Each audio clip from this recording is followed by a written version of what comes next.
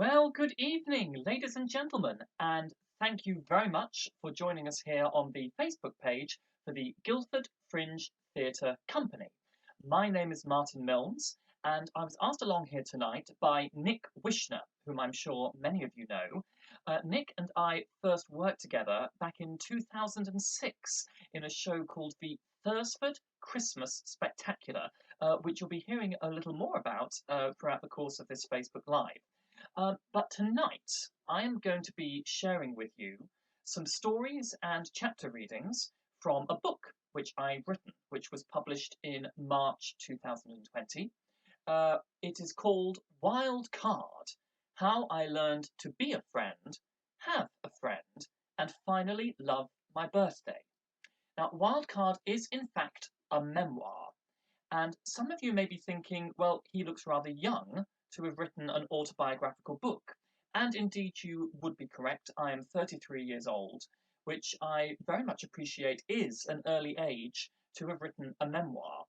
And some of you may be thinking, well, what on earth would induce somebody so young to write an autobiographical book? What has a 33-year-old got to say? It's like Elaine Stritch used to say about 30-year-olds who sing I'm Still Here. Where have they been? But I wrote this book because I hope that it has something to say. And I'll give you a little more background on Wildcard before we launch into it. I was approached about writing the book by a publisher named Tom Perrin of Zulika Books, which is a publishing firm based in London. Tom had previously published a book by a friend of mine and film historian, Austin Mutty Muse, who wrote a fabulous memoir called Pocket Venus, about the years which Austin spent living with a 1930s Hollywood film starlet, Mildred Shea, who spent the final years of her life living in London. So Tom asked me, oh, how do you know Austin? And I said, oh, well, we had some film star friends in common, because I know this sounds crazy, but I used to live with a 100-year-old Hollywood film star. And Tom said, really?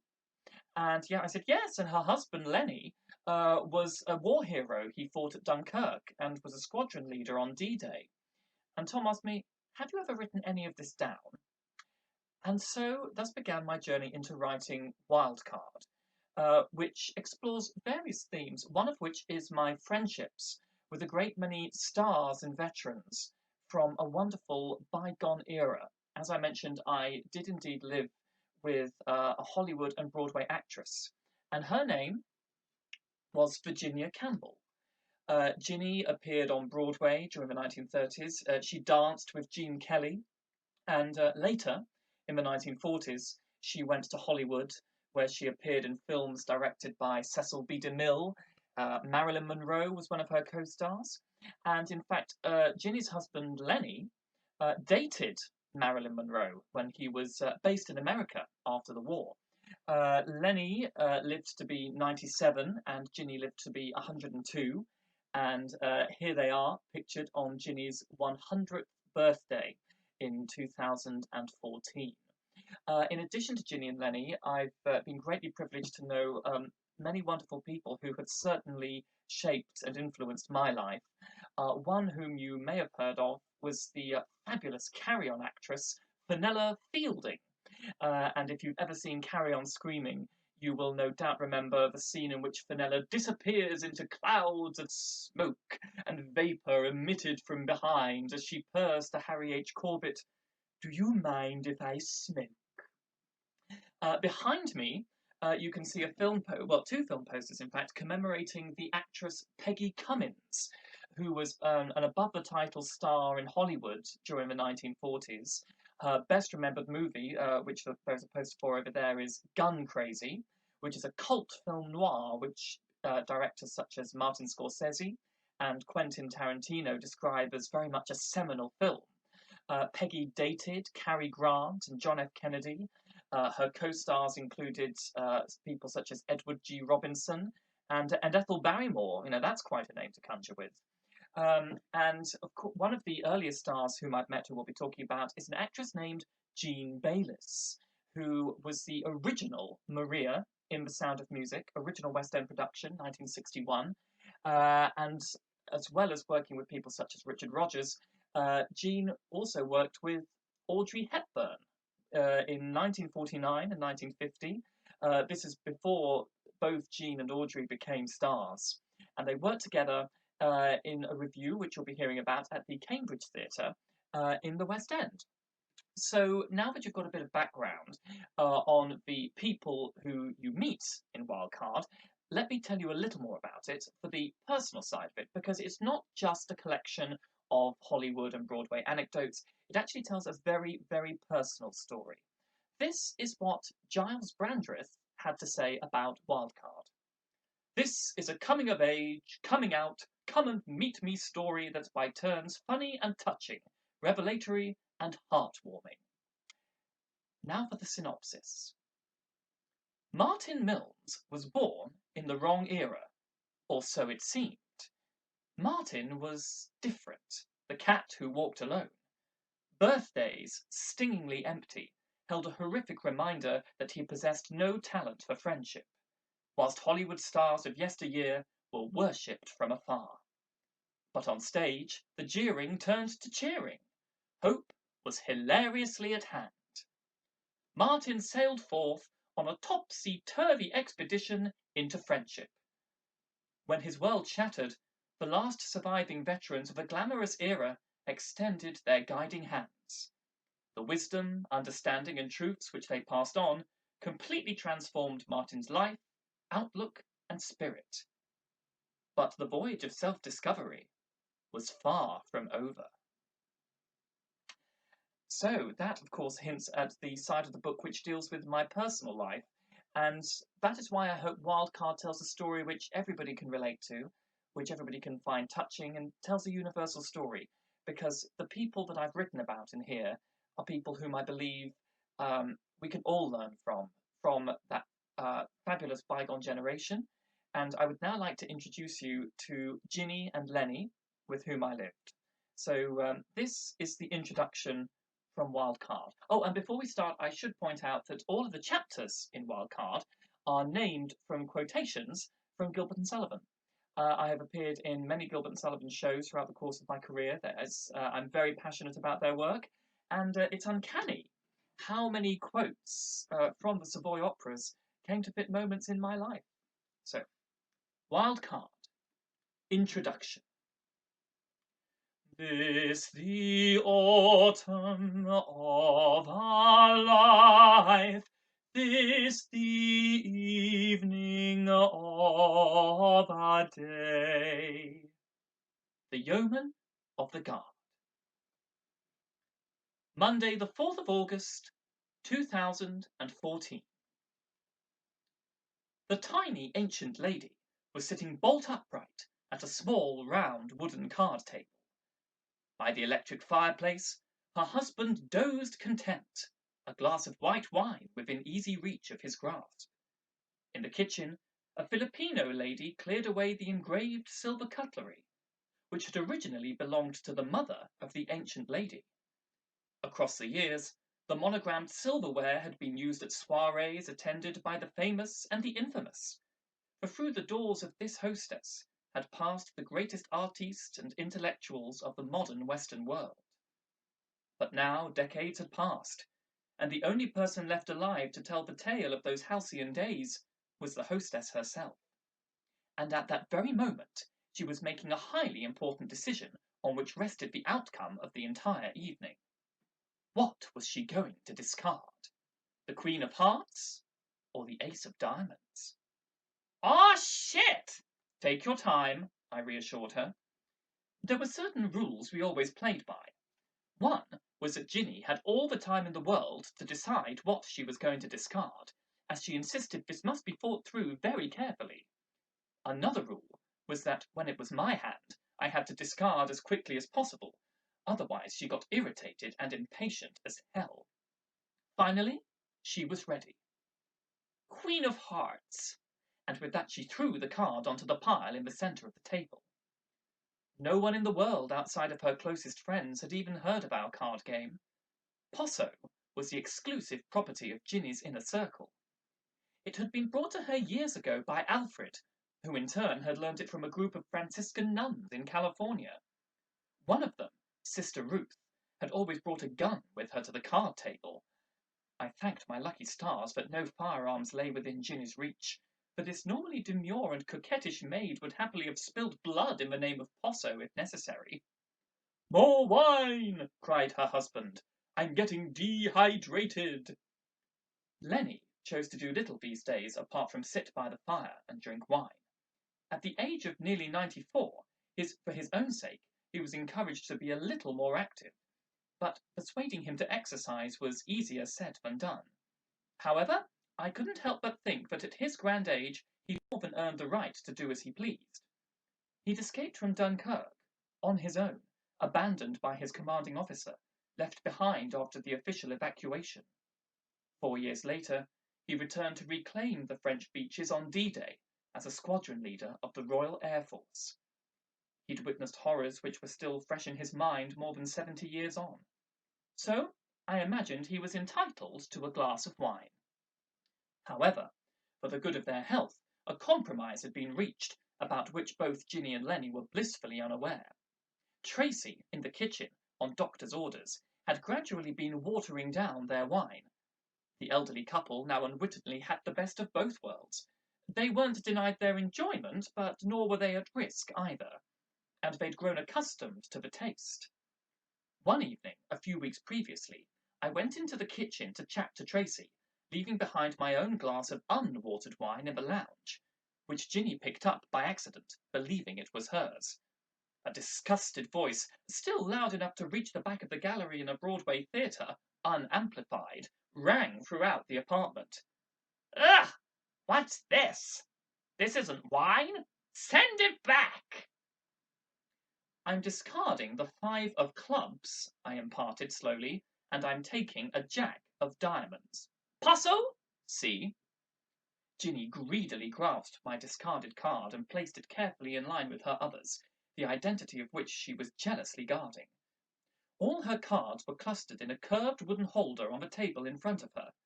Bloody arthritis made holding the cards difficult, not to mention occasionally painful. Tracy came in and topped up Lenny's glass, walking past the only other occupant of the room, Marilyn Monroe. The life-sized cardboard cutout of Lenny's ex-girlfriend had been presented to him as a birthday gift by his children, and she now lived with us just inside the doorway of the lounge.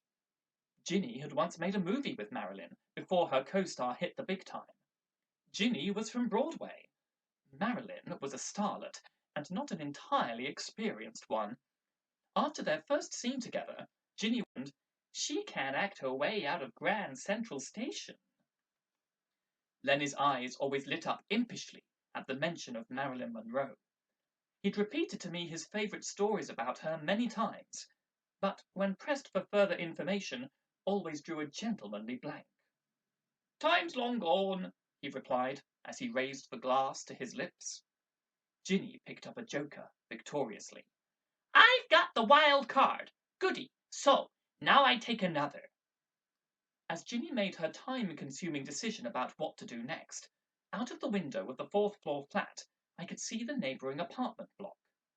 A lady was lighting a candle and placing it in her window.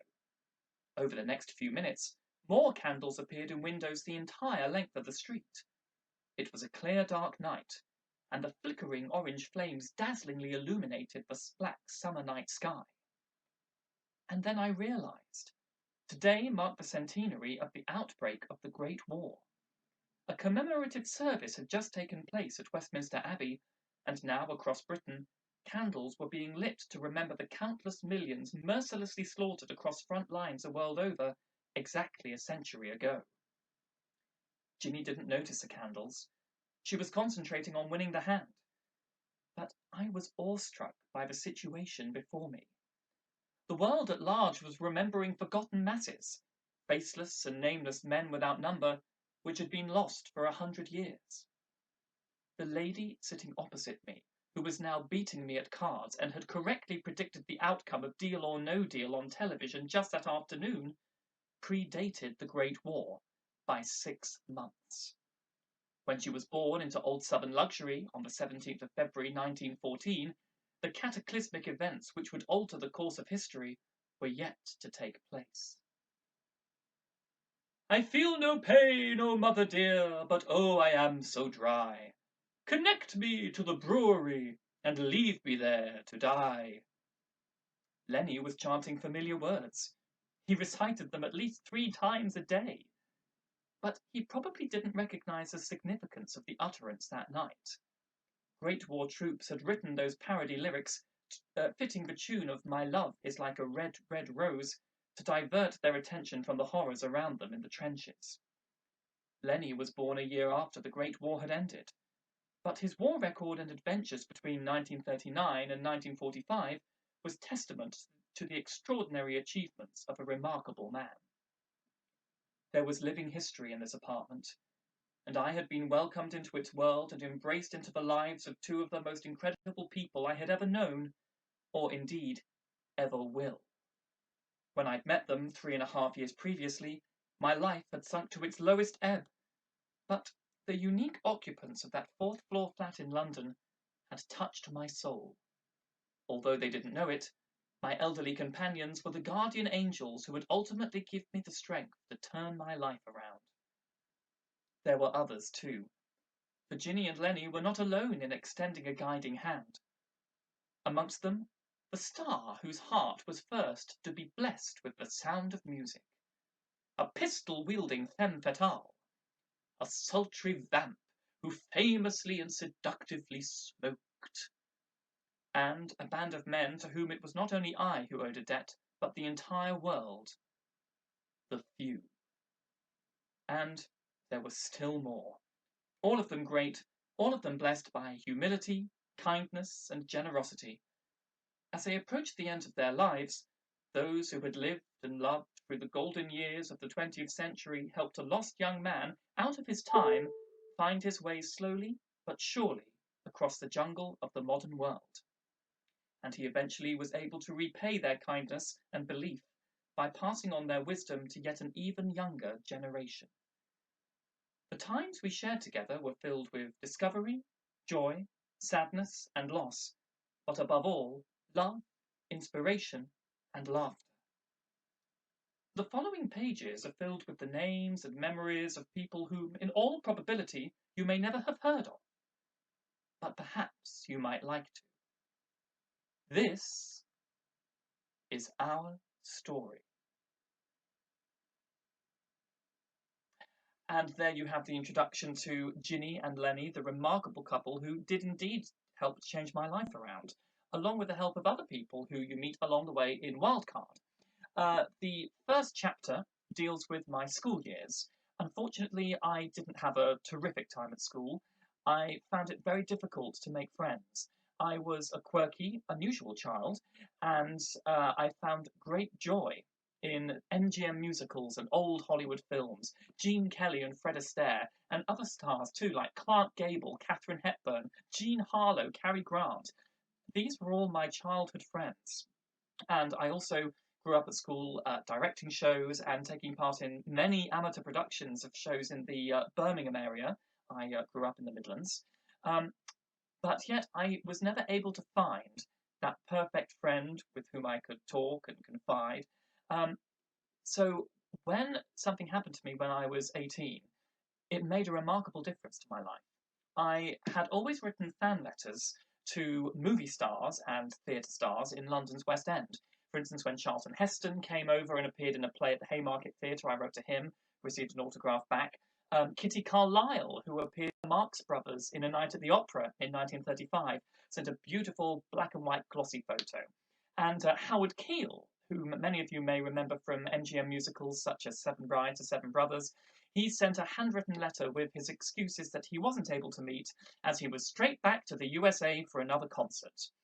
But in 2005, I received personal responses which set the course of what was to follow in my life. A radio station was broadcasting a musical theatre special about Broadway composer Richard Rodgers of Rodgers and Hammerstein, who of course wrote Oklahoma, Carousel, and South Pacific, King and I.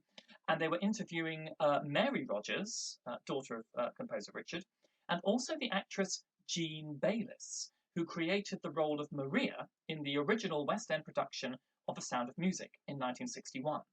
Both of these ladies sent back wonderful responses. Mary Rogers even sent me a book, How to Audition, and she posted me this very book from New York with a beautiful letter with heartfelt words of encouragement. Now, this act of kindness from Mary Rogers, who was Broadway royalty, it was far kinder than any act of kindness from my alleged friends at school. And it really touched a chord with me. So I said to myself, in later years, if I'm ever in a position where anybody wants to come to me for advice or to ask about a career in the theatre, which is what I did with Mary Rogers, I should remember her generosity and try to be as giving as she was to me, and help other people in turn. And that's very much a key theme of Wildcard. I call it passing the baton. Not just kindness, but wisdom, generosity, and so forth. But it was a reply from Jean Bayliss, which gave me a lifelong friendship. As I mentioned, Jean was the original Maria, and she wrote back and said, "Here's my phone number. Let's meet and have a chat." So I was invited to meet Jean for a coffee. We met at her family, pardon me, her family jewellery shop in central Birmingham. And amidst the madness of this eccentric jewellery shop, Jean told me her first-hand stories about Richard Rogers, Noel Coward, Gloria Swanson, Sammy Davis Jr., and indeed Audrey Hepburn, as I mentioned earlier. So you'll be hearing a little about Jean and Audrey very shortly. After that, I auditioned for drama school, where I was very much hoping I would, for the first time in my life, meet like-minded people and have friends my own age. But this was not to be, because I was turned down by every single drama school I auditioned for. One of them gave feedback on the day and said, "We've never seen anyone like you before." But nevertheless, it was a no from all the institutes. So I decided that I would just launch myself straight into the professional world. I applied via the stage newspaper for a show, the Thursford Christmas Spectacular, which is a multi-million-pound Christmas musical revue in the middle of rural Norfolk. You drive along these country lanes and you think, where the hell are we going? And then you turn right and you're in this multi-million-pound complex. This opportunity, I was 18 when I was off the job, 19 when the contract started. It changed my world because I was, for the first time, surrounded. It's like being in a real-life MGM musical or in the Ziegfeld Follies, which I'd idolised growing up. And I learned a great deal from my older colleagues. But there was just one drawback, because I was still the youngest person of the show by quite a number of years. So I still didn't meet anybody my own age with whom I could connect. And I was also, ladies and gentlemen, at this time on the look for a girlfriend. Because, as I said, not being able to chat or experiment at school, I had no romantic experience whatsoever. My first and only kiss had been on stage in a production of the musical Ragtime. So at the age of 18, 19, I was really woefully inexperienced in comparison to many of my contemporaries. But I was convinced that someday she'd come along, the girl I love. So in the first few years of my career, I was finding my pathway and also searching within myself and finding things and seeing if I could find the perfect friend and also some romantic interest. But I was very naive in those days, ladies and gentlemen, as you will find out. So we now fast forward to the musical theatre world of 2006, in which I am looking for a job, friendship, and also romance. And the Gilbert and Sullivan quotation to start this chapter: "I don't think much of our profession, but contrasted with respectability, it is comparatively honest." The Pirates of Penzance. "Red, red wine!" belted an out-of-tune singer, queuing in front of me. This was the first open audition I'd ever attended, and I was surrounded by a motley crew, slightly more X Factor than West End. In answer to hit jukebox musicals Mamma Mia, featuring the songs of ABBA, and Jersey Boys, featuring the songs of Frankie Valli, the Birmingham Repertory Theatre proudly announced its own jukebox spectacular, Promises and Lies.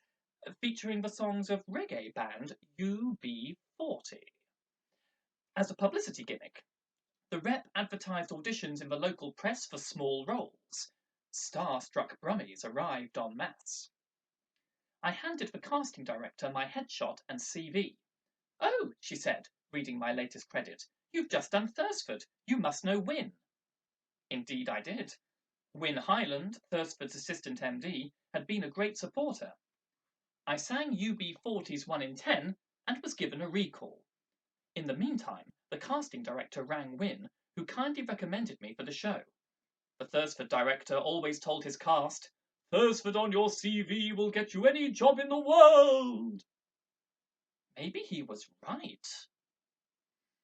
At my recall, I was handed sides, the theatrical term for pages of script, for a scene set in the dungeon of a dominatrix.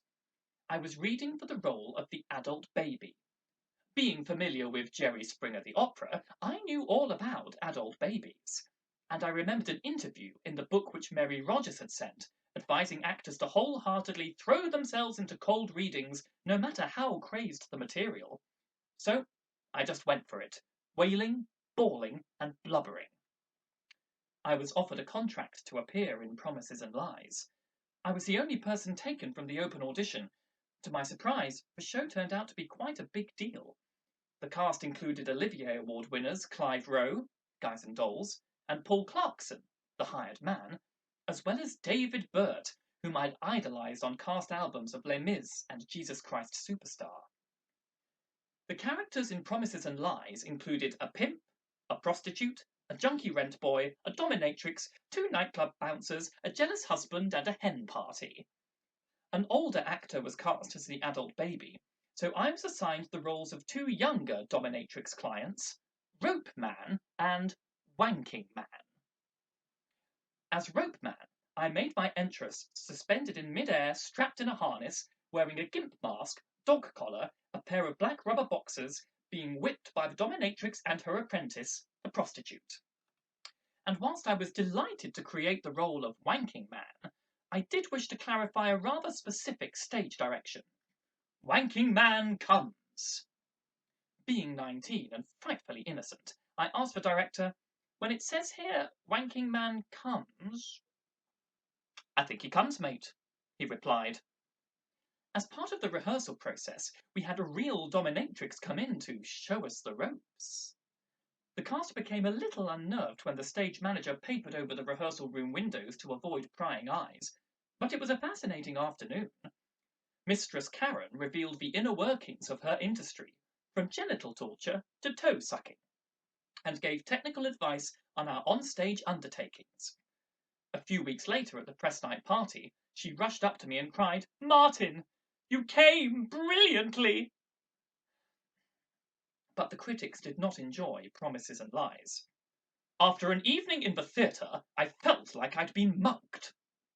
Another concluded, "There is zero to enjoy." The Daily Telegraph judged it, "A musical fit only for masochists. Promises and Lies must be the most remorselessly bleak pop anthology musical ever staged." Even with a turkey that we knew would fold, the cast of 12 grew close. Clive Rowe, whom I'd long admired, was especially kind to me, and I attended rehearsals even when I wasn't called, just to watch the actors at work. Because the source material was weak, the cast had to bring far more to the piece than was on the page. I learned a hell of a lot. I almost ended up taking over the role of the junkie rent boy after the young method actor in question fell ill, having slept rough several nights along Birmingham Canal. Whilst relieved that he recovered, I did miss singing the junkie rent boy's upbeat number in the second act, just before he set off for hospital to have his arm amputated, having developed a maggot-infested abscess. No musical is complete without a scene like that. Again, I was the youngest in the cast, but my older colleagues found my quirkiness endearing. "What are you reading?" asked the adult baby, looking at my book with surprise. "It's the autobiography of Debbie Reynolds." "Why," queried the junkie rent boy, "are you reading that?" "Well, because I read it before and it was really good." After UB40, I managed to blag my way into an opera tour, Tosca and Il Trovatore. We rehearsed in Bradford, where I was billeted in a shabby hotel, complete with drunken fistfights outside my bedroom door. The leading man in Trovatore was a huge, bald Russian tenor.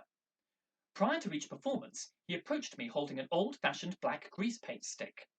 "Martin," he barked, "you colour me in!" I used the stick like a crayon all over his scalp, which from a distance looked semi-passable, until he started sweating profusely under the lights and the grease paint streaked down his face. The renowned musical director was brilliant, but somewhat accident-prone. One night, whilst vigorously conducting, he stabbed the baton into his palm, causing it to snap and embed itself in his left hand. Continuing to conduct, he sprayed blood all over the first violins. Another night, during the energetic aria, Di quella pira, whilst giving an upbeat, the MD raised the baton so close to his face that it wedged itself vertically between his eye and his glasses, meaning that when he thrust his arm forward to give the next beat, the baton ripped off his spectacles. They went hurtling over the orchestra, high over the head of the Russian tenor downstage centre, and landed at the feet of the gentlemen's chorus. He conducted the last half hour of the opera completely blind. For a drama school reject, my career was flying, but my newfound friends and colleagues were still exclusively older. And when the shows closed, I was back on my own with my parents in Birmingham. But the glamour of suddenly becoming a professional did carry a certain allure for a couple of girls from my former Amdram circuit who now finally looked my way. I took one girl to see a show at a local theatre, but when conversation ran dry, I began to struggle. That is, until I spied a signed photograph on display in the theatre bar. "Ah!" I cried. "Now this is Olive Gilbert. She had multiple roles written for her by Ivor Novello in his Drury Lane musicals. And," I added cockily, "she played Sister Margaretta in The Sound of Music with my friend Jean Bayliss, the original Maria." My personal development may have been out of proportion to my career progression, but I was thrilled to return to Thursford for Christmas 2006. This year, I had my own solo moments, including as a schoolboy whose goldfish was stolen by devious Siamese cats. Additionally, the show featured inflatable fat ballerinas, singing sunflowers, and my all-time favourite Thursford segue. "Time to say goodbye," into da-da-da-da-da-da, yeah, you put your left arm in, your left arm out, in, out, shake it all about. One night, the residents of a retirement home came to watch. During the interval, one of the carers drank a pint of wine, and by the middle of the second half was paralytic. During the Act 2 processional, a serious sequence in which we sang in the aisles wearing cassocks, she leapt onto a baritone, flinging her arms around his neck and wrapping her legs around his waist. Later, as the cast joined together in the finale lineup singing Auld Lang Syne, streamer cannons went off over the audience, and the paralytic woman ran up on stage, joining in. One of the dancers, dressed in a field mouse skin costume, grabbed the woman and managed to waltz her off into the wings. The carer was last seen drunkenly weaving an old lady in a wheelchair through the car park back to their coach. I picked up where I left off with old friends in the cast, and now that I seemed a little more assured within myself, they spoke candidly and without reserve. One of the gays commented that he missed having an 18-inch waist, like Scarlett O'Hara. "Oh," I cried, "have you seen the Carol Burnett spoof where she comes down the stairs wearing the curtain rail and says, 'I saw it in the window and just couldn't resist it'?" The room fell silent. "Are you sure you're straight?" Back home between contracts, there was no escaping how isolated I felt without friends my own age. However, I knew it was only a matter of time. The perfect friend was out there, and someday he'd materialise. It was a hope to which I constantly clung, a hope which began to build in intensity. There was nothing much to do in the Midlands except wait for London auditions. I used the time productively, broadening my knowledge and repertoire, making multiple trips into Birmingham Library. I'd study Sondheim shows with the librettos and vocal scores in front of me, whilst listening along to the recordings. This instilled a solid knowledge of the composer's work, and I didn't know it then, but this Sondheim expertise would eventually pay off, big time. There were other reasons to go into Birmingham too. Despite the generation gap, Jean and I had grown increasingly close, sharing in our special, magical world of the theatre. Whilst others around us appreciated this world, only Jean and I fully understood what it really meant to dedicate our lives to our craft.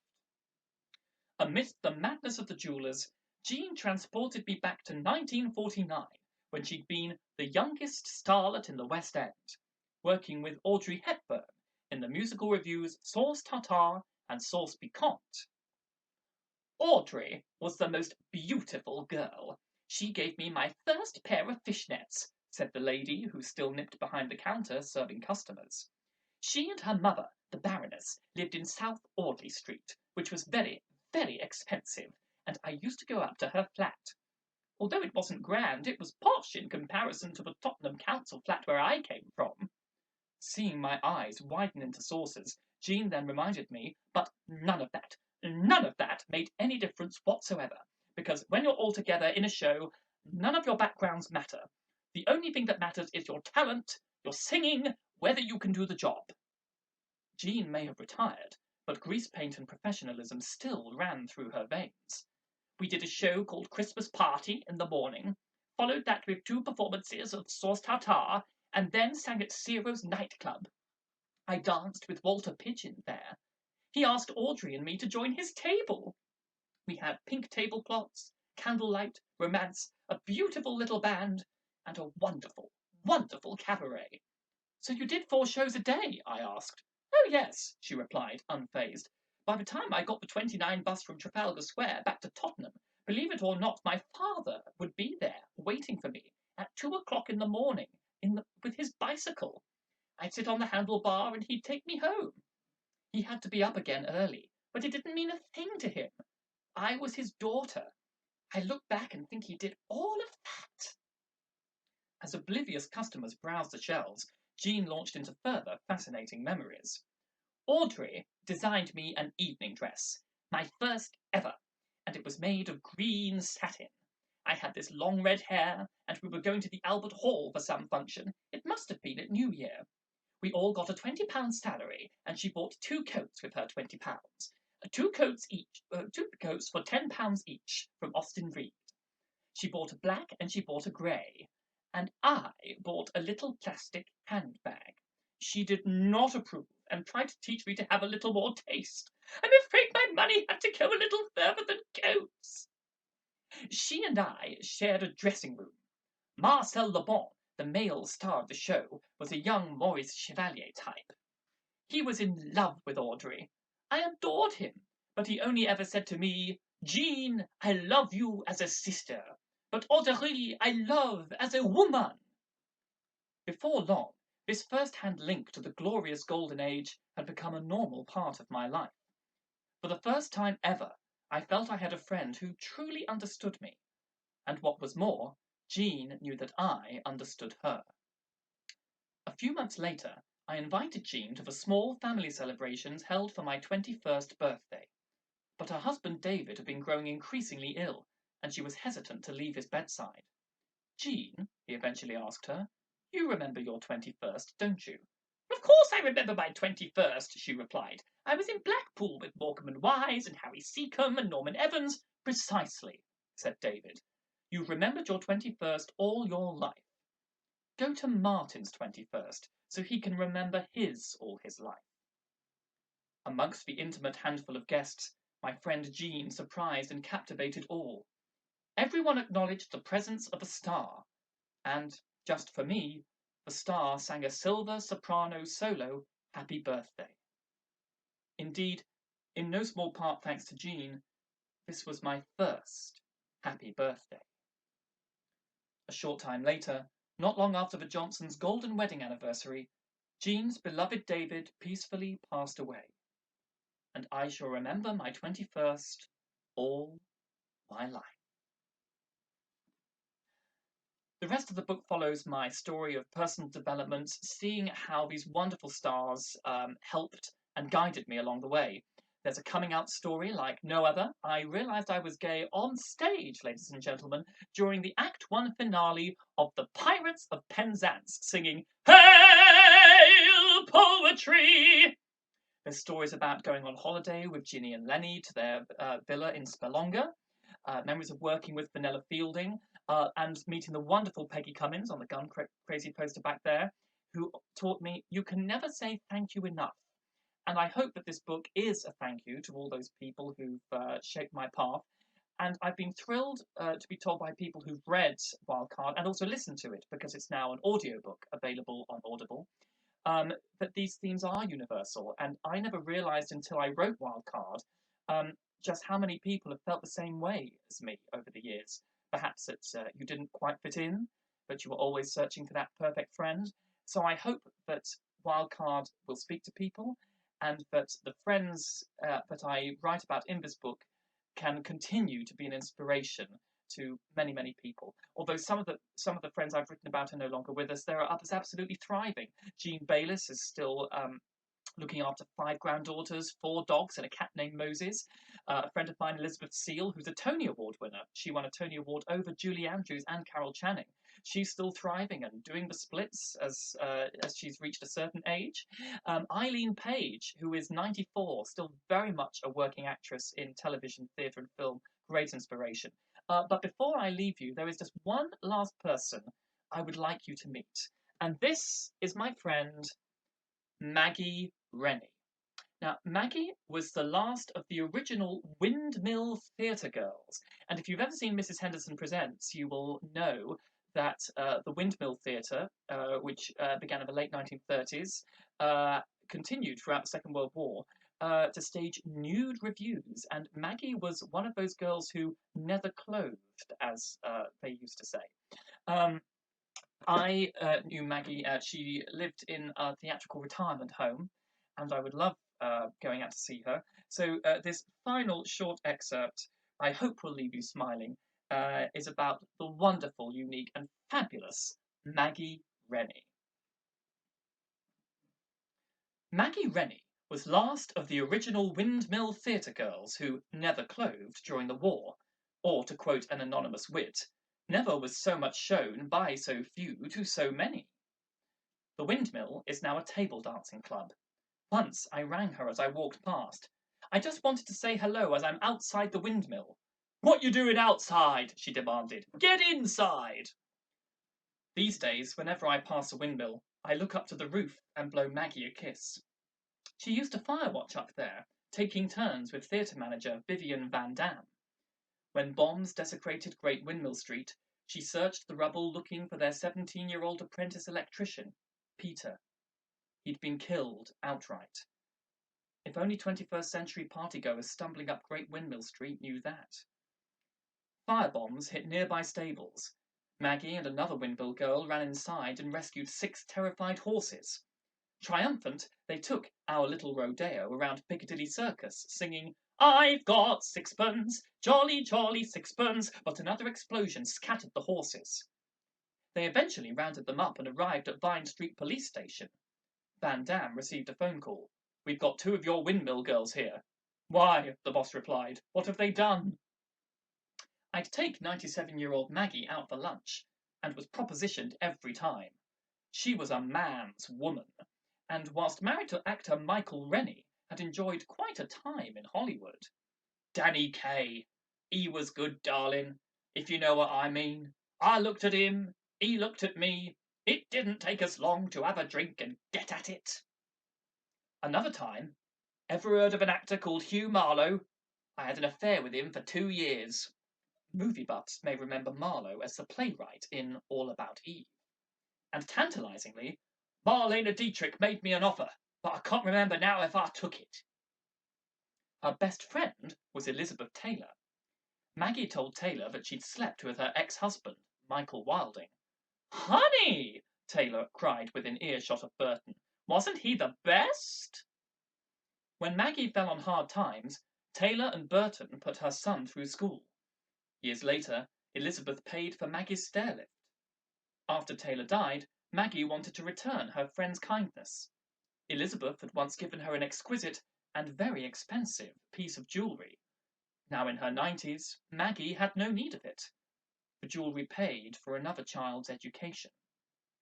When we arrived in Hollywood, she told me, Tyrone Power and Linda Christian threw us a welcome party. Maggie's dress reflected austerity Britain. Christian whisked her upstairs, and Maggie re-emerged in a gown with a mink-lined bosom. She was very well endowed, so Maggie's breasts entered the room several seconds before Maggie. Christ almighty, Bogart cried. Who's the dame with the mink tits? In old age, having a young friend seemed to make a difference. Once the laughter ceased, Maggie asked me quietly, Why are you so nice to me? Because I love you, I replied. And when I showed Maggie a 1938 photo which I'd found of her at the windmill, her eyes filled with tears. But she couldn't be serious for long. Here, she yelled at a waiter, waving the photo. Do you want to see a vision of loveliness? I told Maggie about Stephen. That's my best friend. She asked if he'd ever been an item. We hadn't. Besides our being best friends, Stephen had a strong preference for black men. His current boyfriend reflected this trend. Maggie's jaw dropped. I've never had a black cock. Let me ask him what it's like. She left Stephen a voicemail in ladylike tones. We have not yet met. We will one day, because there's one thing in my life, rather a long one. I've never had a black you-know-what. I understand your boyfriend's is pretty good. Take care. It was the last time I saw her. Maggie passed away before she could quiz Stephen. But I received a final phone call whilst I was on the tube. Here, darling, turn on Channel 4. Hugh Marlowe's on the telly.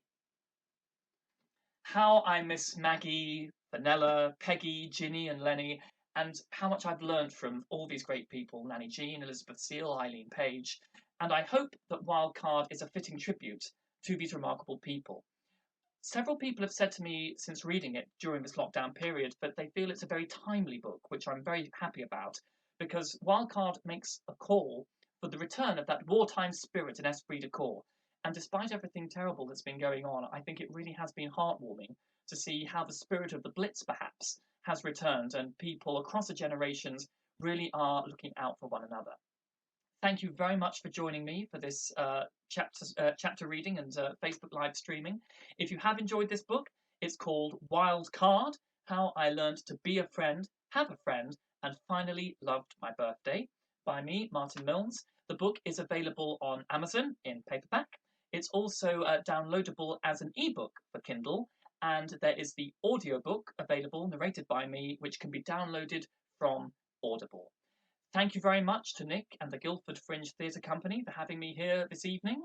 Thank you all for listening, and I hope that you've enjoyed hearing stories from Wildcard. Thank you. Ladies and gentlemen, the wonderful Martin Milnes. Thank you so much, Martin. What a fabulously entertaining evening. I hope you all enjoyed it as much as I did. We loved having you on our Facebook page, Martin. Please do come again. If you haven't already, obviously Martin did just let you know how you can order that book if you want to read it in full. Obviously order it on Amazon or a variety of other places as well. So please do jump on like I will be later on. Our online events are always pay what you want. So we ask you to pay whatever you think the event was worth, really. And you could do that by going to paypal.me/Guildford Fringe, and that money gets split between the artist, Martin, and the theatre company, just doing our bit to try and help keep the arts alive in these terrible, terrible times. This event on Facebook will stay live, will stay on the page for a while longer, so you can continue to share it. Just give it a few minutes after I go off from live, then it will reappear. I'll also be uploading this show to YouTube for those people that aren't on Facebook, and then you can forward that link onto them as well. If you want to see other shows that we're doing, just follow our page. There's a button at the top of the Guildford Fringe Theatre Company Facebook page, which you are on now. If you click follow, you will not miss any of our shows. That's it from us for tonight. One more time, I just wanted to say a massive, massive thank you for all the effort you put in. What a wonderful event to Martin Milnes. We'll see you next time.